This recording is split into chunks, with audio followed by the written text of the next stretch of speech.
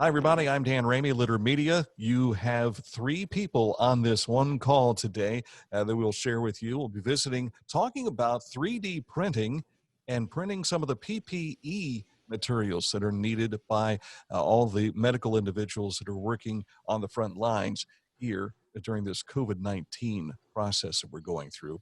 But before we get in with our guests today, let me tell you that we are brought to you by Hometown Motors Incorporated, 818 Eastern Avenue in Chillicothe. It is mowing season.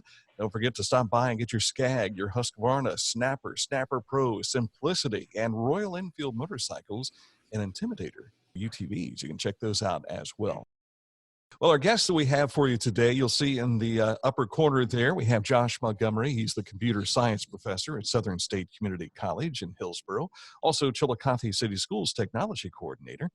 We introduced you to Josh with R2-D2 in this replica here a couple of years ago. And also down in the lower portion of our screen here today, we have Nate Luke. He is the computer science teacher at McLean High School. Good to have the two of you here today. Thanks for having us, Dan. Thanks, Dan. And these are not 3D printed images we have. These are real guys here today. We do want to talk what you are doing. You've got 3D printers, and it's amazing, Josh, over the last 10 years or so, it seems every high school has been able to write some type of grant to get a 3D printer, and kids are sitting and making all kinds of neat things. You've done that at Chillicothe City Schools. You're doing it now also at Southern State. But now doing it with a greater and maybe a indeed higher purpose these days. Yeah, I think so. You know, we started printing off different PPE equipment for some of the medical communities. I started here in Hillsboro, Coffee, last week, printing off just some things to play with and look at and so forth. And then I had my nursing director at Hillsboro here reach out to some of the hospitals. Found out there's multiple hospitals wanting the medical face shields. So you print off these little bands and you have these shields you put in front of you, and they're out of them and literally can't get them. And I printed off a few, and then Nate sent me an email, I think on Sunday, this is actually last Sunday, saying, hey, I'm working with Adena hospitals, and I've got 3 printers. You got some printers you want to help? And I'm like, well, I'm actually working with these other hospitals. Can we get together and do something? And Dan, I tell you what, in just a couple of days of Facebook, we've got, I think, Nate, what is it? How many people we got connected right now? What was it? 12 different people across Southern Ohio. We're up to 20. Yeah. And then each person has at least 1 to 2 printers. Some have 3 to 4. So yeah, we've gone from Nate's got 3 printers and I've got 7. We've gone from our 10 printers, we're up to now 40-some printers across the state that are helping us 3D print different PPE equipment for medical organizations. That's incredible. Now, of course, the face shield is the big thing that you're doing right now. Yes. You started off doing a mask project. That's where I saw this on your Facebook page, Josh. And that kind of fell by the wayside because the shield was a lot easier for you to make, I'm sure. The mask itself, and I could grab the mask if you want to see it, Dan. The mask itself requires that little filter in the very front. Becca, can you grab the mask and one of the other things and bring it over to me really quick? I'm here in my lab. We're literally working. Nate's literally across the hallway right now as we talk. We're all together working on all this stuff together and trying to help out our communities. Can you get one of the face shields things too, please? Thanks, Becca. So this is one of the actual PPE masks here that we did. It's kind of like an N95 mask. One of the foundations put this out. I forget what the foundation was called. I hate to say that right now, but there's a little filter in the very back of this. And you take an air filter, like literally from your home, and you can put in here. And the problem, though, is you need a MERV 14 or higher. It's a rating of filtration, and you can't get those. It's almost impossible to find them. They're like an N95 kind of thing, right? So we made a few of these. There's a kid in Chillicothe that made one of these. His parent, Emily, sent this to us as well. And none of the hospitals really bit at this, except for a few needs, and maybe it's a little more now, right? And then we went from that, and Nate and I started building these, which are the face shields. And this is a 3D printed part around here. And then this is a piece of plastic. This is a little laminator sheet here, but it's an A4 piece of plastic from a book, a binder that you could use. The mill's what matters, how thick the plastic is and how clear it is, and you gotta be able to sterilize it and so forth. And then this is just elastic band on this that we have. And so the files we're using came from Prusa. It's an organization in Europe that has printed hundreds of thousands of these, and they have tons of documentation that we've been using to really guide us and help us through this process to help our local areas. We have 3 hospitals and tons of people have contacted us so far. 4 hospitals now, 4, sorry. That's incredible. Nate, what was your first inkling that this might be something that you could do and do easily? My sister-in-law, Brittany, she works at the Highland County Health Department. And, we had just been kind of talking, what are some of the needs that everyone around here is going to have here in a couple of weeks. And so she started kind of naming a few things. Face shields were something that kind of came up, but I kind of just, shrugged it off. I didn't know much about it. And then I saw that Prusa was creating these files for these face shields, and piqued my interest.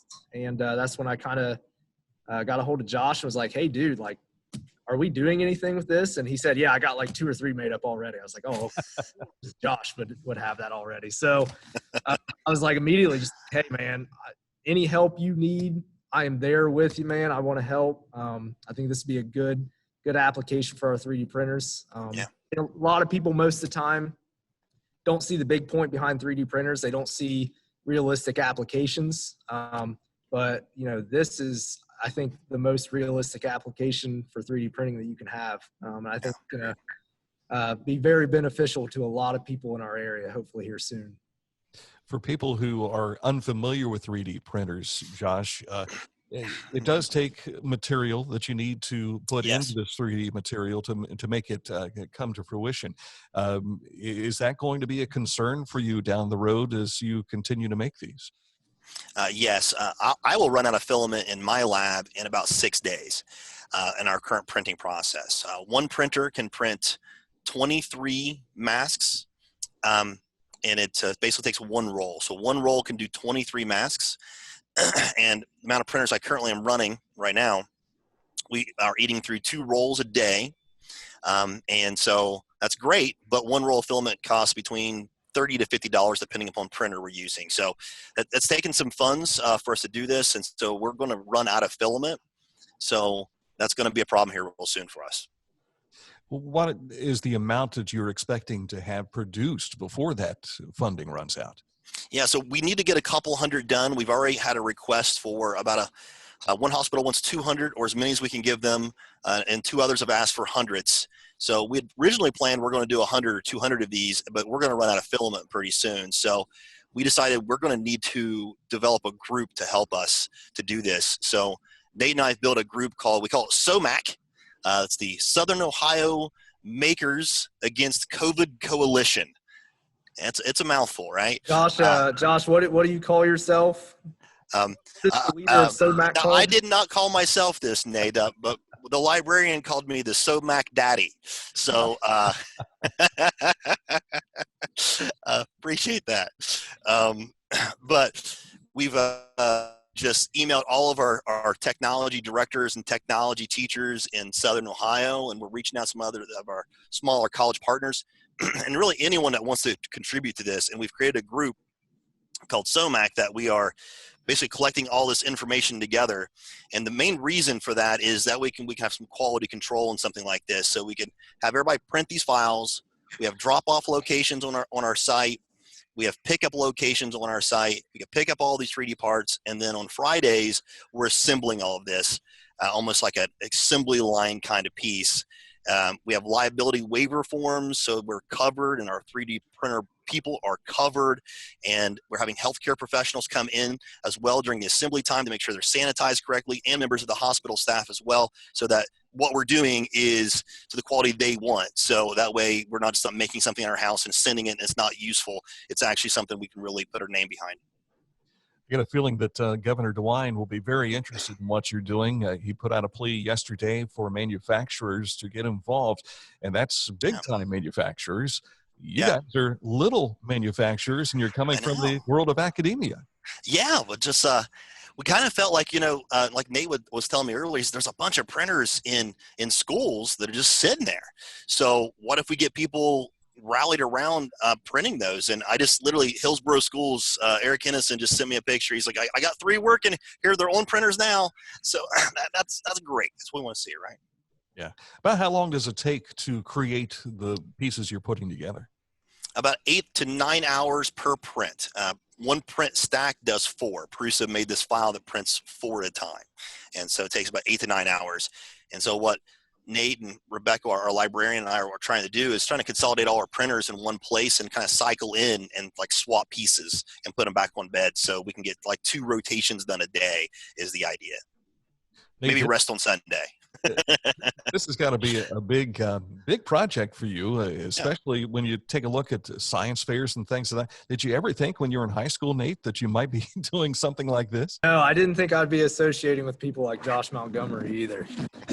I didn't mean that as a bad thing on him. I meant that as a bad thing on no, I think it's just really cool. It's just a really tangible thing that you can do for the people around you and your community around you. So it is something that I'm taking pride in, and I'm really happy to be a part of. So, yeah, it's really cool. Tiger Nation's pretty proud right now, no question. Let's take a moment to talk about funding. I know that at this point in time, you don't have the exact links ready to go. It's still a work in progress, but as soon as you get that together, we're going to try and make sure we get that word out on that as well. Appreciate that. We have multiple funding streams we're looking at. We're going to be putting out a donation form of just small pieces and parts, you know, plastic, rubber bands, bags, gloves, sanitation stuff to sanitize these. We're going to have that out on our Facebook channel soon. Nate and I are currently working on a Facebook group along with Holly Stauffer Smith, who's helping us well. She works at Pickaway Ross. She's doing a lot of the design work for us. She made us a logo today, which is just great. You know, that's will help. Fantastic. So we're going to have that on our Facebook page, our group for this, so we can have donations for there. We're also doing money donations. That's a little harder. And so we have an attorney in town here in Hillsborough. My wife works for Susan Davis, and she's helping us with the liability waivers, disclaimers, and then she has a foundation called Souls for Students. It's basically she buys shoes for kids. So we're going to have people donate to that fund, and those donations we will use for all things we do for COVID. If we don't want to buy anything that goes beyond the COVID stuff, though, however, so any leftover money, I think it'd be great just to use the Souls for Students Foundation to go right to kids and buying shoes for them if we get too much money. You know, so that'd be a great problem to have. So we're looking at doing that. And then we have a couple of funding outlets. Southern State set one up for me as well that people could send in checks as well, which is just great. So we're going to put a couple things out there to try to get as many people to try to help us, because we just don't have the funding stream available to keep up this printing demand for the hospitals. So we really need some help. Well, like we say, once we get that together, we'll certainly share the link so that people can be involved. And anxious to see the new logo, especially when we get the SOMAC Daddy logo. I mean, if you give me access to share, we're on Zoom. You know, we're doing all this Zoom. I will actually share the logo if that's okay. If you want to see Absolutely. it, yeah. Give me a second. Holly's work will be on display live as we go through these kind of things, right? Which is the big reveal. The big reveal of the SOMAC. So let me see if I can share this here. All right, here we go. I'm getting ready to share my screen. Do you guys see it or not? Nice. Yes. All right. So that is the SOMAC logo. Southern Ohio Makers Against COVID Coalition. Yeah. Yes. Well, very good. If someone wants to help contribute in another way right now, you don't have everything set up just as yet, they can reach out to you, I'm sure, through Southern State or maybe even through Facebook. Yeah, through Facebook, Southern State, Chillicothe. Any way you can send an email to me or Facebook message to me or to Nate. We'll collect that information and we'll send you our links as soon as we have things ready. We're going to be putting out some donation forms for medical organizations as well that would like to have these pieces and parts. We're trying to divide everything up amongst Southern Ohio as much as we possibly can, so that not everybody's getting the same amount, and we want to help the need, wherever the need is. We're not trying to stockpile anything. This is all for free. We're not making any money off any of this. We're donating our time to help the organizations around us. So we think that's a worthwhile mission. So that form will go out Probably Nate and I'll have that done tomorrow once we get all of our makers lined up and everything there, so that other organizations can say, hey, we want some too, so we can get that to those organizations as well. Well, we applaud your efforts and appreciate what you're doing to help out during this COVID-19 pandemic. And this is the world of academia, folks, getting together and helping in a great way. And we certainly, again, tip our cap to you, proverbially. You see Nate's the only one with a cap to tip this morning. So, I'm not going to take it off. I'm balding, so right I'm going to here. hide it. Can you create a 3D image to cover this? Oh. See what we can do. Josh Montgomery, Southern State Community College, and of course Chillicothe City Schools, and also from McLean City Schools, we have the computer science man, Nate Luke. Thank you for your efforts, and again, thumbs up to everybody involved with this, and I got a feeling it's going to grow. We hope so. We hope to help as many people as we can. All right. Thanks again, guys. Thank you, sir. Thanks.